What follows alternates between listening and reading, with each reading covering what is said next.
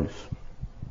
Podemos seguir então? Vamos falar agora dos 3 teólogos, 2 imperadores e um concílio. O nosso foco agora, gente, ele passa a ser em torno da cidade de Constantinopla, no 4º século. Em 325 nós tivemos o concílio de Niceia. 5 anos depois, o imperador Constantino funda a cidade de Constantinopla. 5 anos depois, tá? Ele funda a cidade de Constantinopla, fez para ele, né, a cidade. Na verdade, a cidade já existia, era Bizâncio, mas ele construiu uma nova cidade, digna de um imperador, e aquela cidade passa a ser a cidade mais importante, até mais importante do que a própria Roma, certo? Porque, afinal de contas, o imperador está lá e todo o poder, o centro de poder é lá. E ali em torno, então, isso já é no Oriente, isso é na Ásia. Então ela sai da Europa e vem para a Ásia. E ali então, as coisas que nós vamos falar estão ali próximas de Constantinopla. Vamos falar de 3 teólogos importantes que são conhecidos como os grandes capadócios. Já ouviram falar dos grandes capadócios? São esses três teólogos. São eles Basílio de Cesareia, Gregório de Nissa e Gregório de Nazianzo. Por que grandes capadócios? Porque eles são da Capadócia. Daqui a pouco eu vou mostrar para vocês onde é que fica a Capadócia. O 4º século, gente, é a era de ouro da igreja grega. Da igreja do Oriente, a igreja grega, a igreja de fala grega. É a época de ouro, o 4º século, é quando os seus maiores teólogos surgiram e onde ela foi mais influente. Provavelmente para o catolicismo romano, o século mais importante deve ser o século XIII, e para os protestantes, qual seria o século mais importante? 16, com certeza. 16. Né?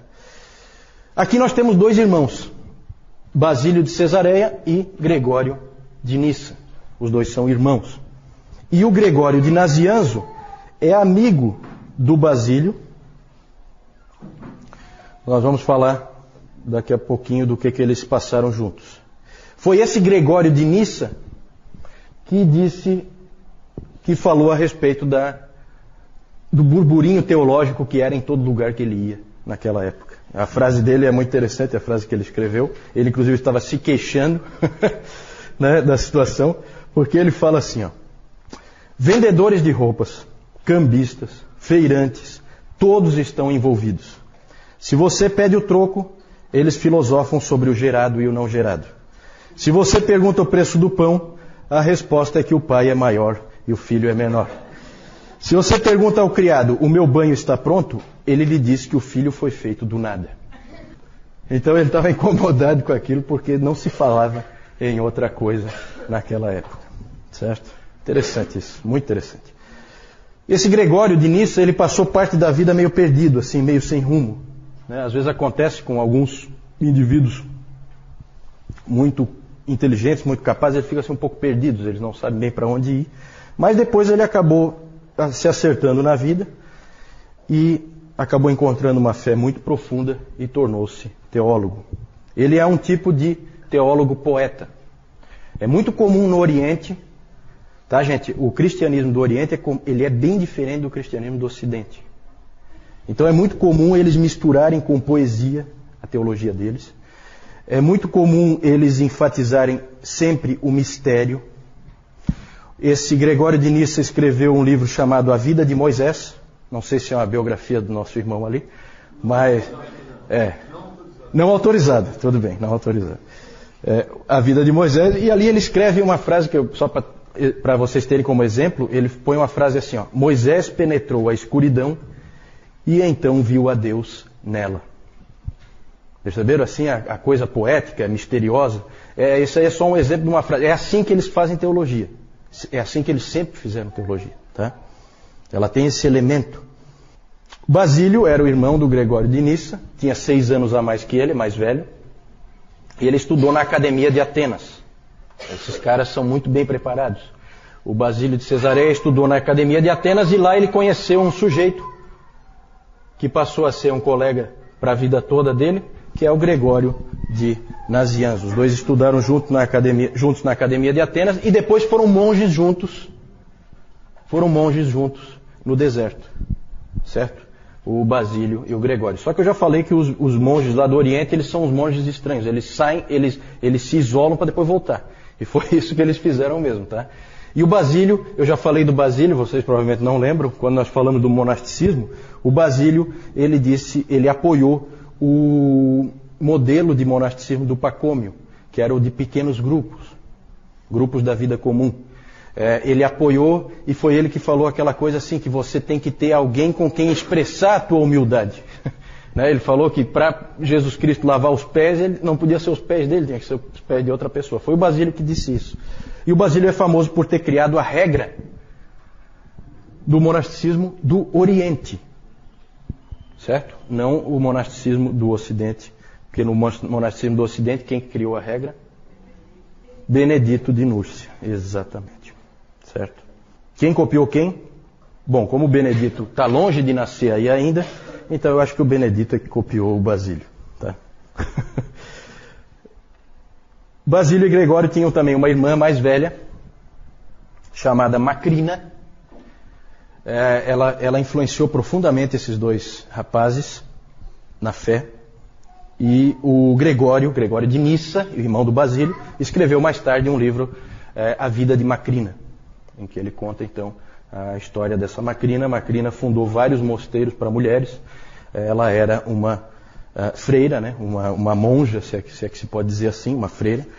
E ela fundou mosteiros e escreveu livros. Ela também escrevia teologia já nessa época. Pode passar, vamos ver algumas ênfases dos capadócios. Primeira coisa, o mistério da divindade. Eles insistiram muito no seguinte ponto. Nicéia deu um rumo, definiu mais ou menos o balizamento do que se deve crer, mas não esgotou de maneira nenhuma a verdade. Tanto que a gente lê ali, gerado, não criado. O que quer dizer isso? Não quer dizer nada, na verdade.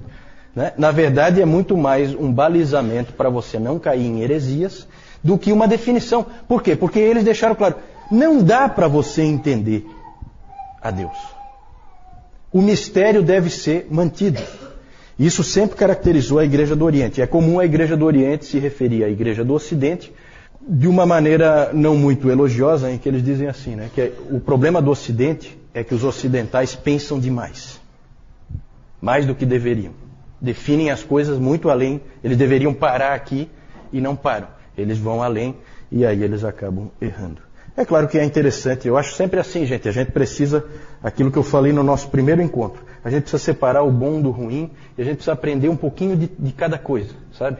Será que eles estão tão errados assim? Claro que não. Eu acho que a gente precisa ter o respeito. Eu acho que a gente precisa lembrar daquilo que Deus disse para Moisés, de que ele tinha que tirar as sandálias, porque o terreno onde ele estava pisando era santo. Eu acho que isso é importante. É muito fácil um teólogo começar a achar que tem uma mente tão brilhante que ele vai conseguir definir tudo, e a gente sabe que ele não define nada, e facilmente ele acaba caindo em heresias. Pode seguir? Outra ênfase dos capadócios. Eles são, gente, quando a gente for pensar na pessoa do Espírito Santo, quem é o Espírito Santo? Todo mundo já viu que existe uma série de livros sobre o Espírito Santo, porque não é muito fácil, às vezes, da gente entender a pessoa do Espírito Santo. Os primeiros a trabalharem essa questão do Espírito Santo foram os capadócios. Certo? Eles trabalharam a questão da divindade do Espírito Santo. Tinha sido trabalhado já a divindade de Jesus Cristo, e agora, então, eles investiram na questão do Espírito Santo. Basílio escreveu um livro cujo título é Sobre o Espírito Santo. Certo? E ali ele definiu muita coisa. Os escritos dos capadócios prepararam o terreno para que o Concílio de Constantinopla definisse completamente, desse fecho, né, para a Trindade como a gente crê hoje. Pode seguir a próxima contribuição deles. Passou duas aí, né? A completa humanidade de Jesus. Atanásio tinha definido que Jesus Cristo era totalmente Deus. Eles deram um contraponto, forçando, deixando claro que ele é completamente homem também. Isso foi importante para depois para o concílio de Calcedônia, que nós vamos falar mais para frente. Gregório de Nazianzo escreveu o seguinte: aquilo que ele não assumiu, ele não curou. O que ele quis dizer com isso? Se Jesus Cristo não foi um homem, ele não nos salvou. E é engraçado porque o Atanásio tinha escrito sobre a encarnação do Verbo, ele tinha escrito que se Jesus Cristo não é Deus, nós não estamos salvos. Então, percebem aí, começa a ver a coisa começa a ir na direção das duas naturezas de Cristo. Isso aí vai gerar um problema seríssimo na igreja um pouquinho mais tarde. Mas os pais capadócios ajudam nesse debate. Pode seguir? E outra marca importante deles é o cuidado dos necessitados. Nisso aí nós temos que lembrar sempre de Basílio. Basílio é conhecido como Basílio o Grande. Na história, gente, um monte de gente é o Grande. Certo? O Constantino o Grande. O Papa Leão I o Grande. Gregório o Grande. Certo? Um monte de gente é o Grande. Quem deu esse nome, o Grande? Quem? Eles mesmos? Não, né? Os historiadores, né? Os historiadores dizem, não, esse aqui é o Grande. Basílio foi diferente. Ele era chamado de Basílio o Grande pelos pobres e necessitados. Porque eles diziam, esse é um grande homem. O Basílio, ele fez muito, mas muito mesmo, pelos necessitados de Cesareia, onde ele era bispo. Ele foi bispo de Cesareia. Ele fundou hospitais, orfanatos e abrigos para as pessoas necessitadas. Ali com Basílio começa essa coisa que a igreja sempre teve de investir nesse tipo de instituição, né? Hospitais, orfanatos, amparar os necessitados, amparar os que precisam. Houve tempo em que o Estado não fazia absolutamente nada nesse sentido. Quem fazia era a igreja. Hoje a maioria das igrejas faz pouco isso, porque o Estado já ampara os necessitados normalmente. E aí a gente acabou perdendo uma bela oportunidade de testemunho em função disso. Pode seguir? Só lembrando que o Gregório de Nazianzo escreveu um livro sobre o amor aos pobres. É impressionante, gente, como esse pessoal escrevia livros, tá? A produção literária deles é uma coisa que realmente assombra.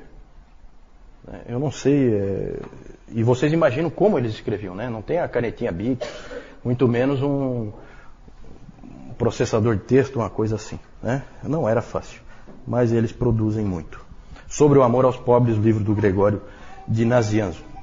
Então esses eram os capadócios, vejam que eram homens importantíssimos, foram importantíssimos na história da igreja, marcaram muitas posições que depois foram usadas por outros.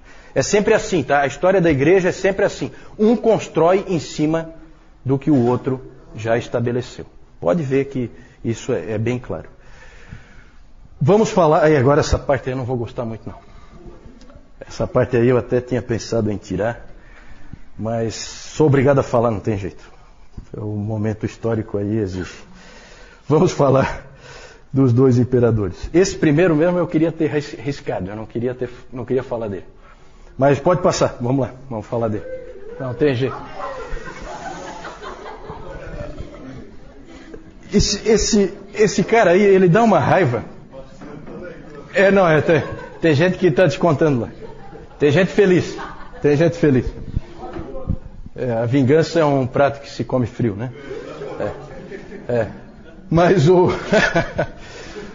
Mas esse aí eu acho que é o único imperador em que nunca se diz o nome dele sem falar um qualificativo, né? De todos os imperadores é o único que nunca é dito o nome dele sem falar o qualificativo é esse aí, certo? Sempre o nome dele é dito, Juliano o Apóstata. Sempre, tá?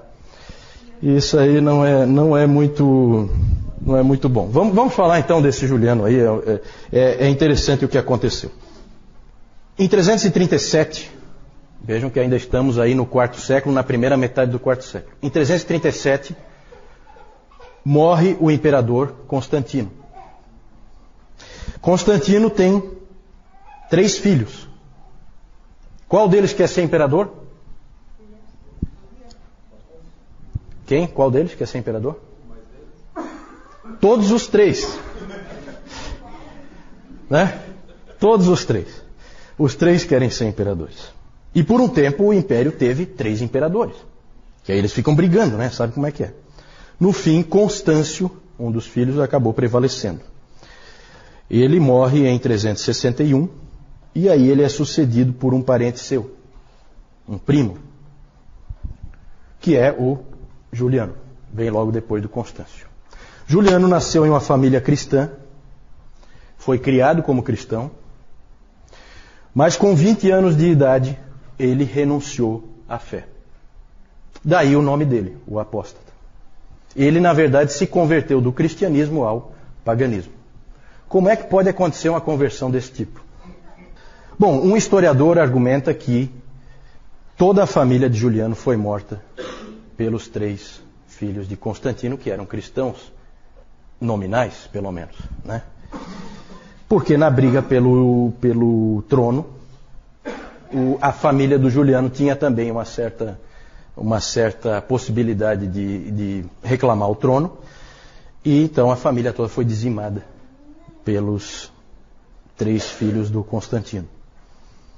E aí havia uma enorme incoerência entre a fé professada por aqueles homens e o comportamento deles. Que é o pior possível, né? Nós falamos já do problema que é a entrada do Império Romano na igreja, que aí virou realmente essa coisa do nominalismo, né? Cristãos nominais. E o importante, para a gente não ficar aí chateado de que os cristãos fizeram uma barbaridade dessa, dizimaram a família dele toda, o que se sabe é que Juliano só não foi morto porque um grupo de cristãos, e aí é o contraponto, preservou a vida do pequeno menino para que ele não fosse morto. Ele depois, quando ele assumiu então o império em 361, ele fez absolutamente de tudo para varrer o cristianismo do mapa. Essa era a ambição dele. Ele queria fazer com que o Império Romano voltasse aos tempos gloriosos, né, em que ele era pagão e adorava os antigos deuses do panteão grego. Ele chamava os cristãos de galileus ímpios. Esse era o nome que ele usava. Ele disse uma vez que o único problema que ele achava para acabar com a influência dos cristãos e fazer com que eles desaparecessem era que eles investiam demais em boas obras. Faziam coisas muito boas na sociedade e isso gerava dificuldade para ele. Inclusive ele disse o seguinte: eles cuidam não só dos pobres deles, mas dos nossos também. Então isso aí incomodava ele, incomodava profundamente. Vejam a igreja sempre testemunhando, né, no cuidado dos pobres e necessitados. Na providência de Deus, gente, o governo dele durou pouquíssimo, só 2 anos. Ainda bem, Deus deu um jeito de matá-lo logo, né? Ele só reinou 2 anos. Morreu em batalha contra os persas. Lembra que eu já falei que os persas eram a grande ameaça, os grandes inimigos no Oriente, né, do Império Romano. Por isso que a capital foi para Constantinopla, né, foi para o Oriente, porque os persas estavam logo ali. E se diz que as últimas palavras dele, quando ele foi ferido mortalmente em batalha contra os persas, foram as seguintes: tu venceste, ó Galileu. E de fato o Galileu tinha vencido, né? Quem é Juliano para afrontar o Senhor Jesus Cristo? Depois disso, com a morte de Juliano, o império voltou a proteger o cristianismo, tudo voltou a ser como era antes. Por isso que ele é tão marcante, porque é só ele. Só ele tentou fazer isso, mais ninguém. Depois já voltou tudo ao que era antes com Constantino. Precisamos falar ainda, pode passar, de um outro imperador dessa época. Houve mais imperadores, tá? É que esses aí são marcantes. Esse Teodósio, ele é muito importante pelo seguinte. Ele se tornou imperador em 379 e a grande mudança que ele introduziu é que ele tornou o cristianismo a religião oficial do Império Romano. Isso Constantino não tinha feito. Ele apoiou o cristianismo e tal, mas não era a religião oficial do Império. O Teodósio colocou como religião oficial do Império. O que isso implica? Implica em perseguição a todos os outros. Porque o Império só vai aceitar esta religião daqui para frente. Então, gente, olha que interessante. Começa a haver perseguição aos pagãos. Os templos pagãos começaram a ser destruídos. O Teodósio botou abaixo mesmo. E ele também estabeleceu leis contra heresias. Porque não é só que você tem que ser cristão para viver no Império. Você tem que ser cristão ortodoxo. Se você tiver uma heresia lá, você crê em alguma coisa que não seja da ortodoxia, também é punido. Certo? E aí começa uma coisa que ficou conhecida como a cristandade. Já ouviram falar da cristandade? O que é a cristandade? Estado e igreja unidos, uma coisa só, andando juntos. Isso aí, gente, durou até a Reforma e depois da Reforma ainda, igreja e Estado andando juntos. Começou aí com o Teodósio. Teodósio, na verdade, ao tentar proteger o cristianismo, fez muito mais mal a ele do que o Juliano tinha feito. Certo? Essa que é a verdade. Pode passar? E por fim, nós falamos 3 teólogos, 2 imperadores e 1 concílio. Tudo isso aí no 4º século. Vejam só, prestem atenção no 4º século. Como é que começou o 4º século? Em 303, começa a pior perseguição que já houve contra os cristãos. Como é que termina o 4º século? O cristianismo é a religião oficial do Império Romano. Impressionante, né? É revolucionário esse 4º século. É uma coisa impressionante. O 2º concílio ecumênico, segundo é o concílio de Constantinopla. Aqui nós estamos terminando o 4º século, né? Já estamos no ano 381. Foi convocado pelo imperador Teodósio, esse concílio, e o principal tema foi a divindade do Espírito Santo. Lá foi feita a amarração final do credo niceno, porque o credo niceno falava do Pai, falava do Filho, e daí só citava o Espírito Santo sem qualificar nada. Aí, em Constantinopla, houve a qualificação e o Espírito Santo foi considerado homoousios, com o Pai e o Filho. Certo? Vocês que já estão aí feras em grego, vocês sabem o que isso significa. De mesma substância que o Pai e o Filho. Na verdade, o que nós hoje chamamos de credo niceno já é a versão modificada de Constantinopla. Certo? Então, quando se fala o credo niceno já é a versão de Constantinopla, porque ali houve, na verdade, um acerto. Ok, podemos seguir? Aqui vou mostrar para vocês, então, Capadócia, na Ásia Menor. Ásia Menor é essa ponta aqui, né, da Ásia. Aqui é a Capadócia. Onde está Constantinopla?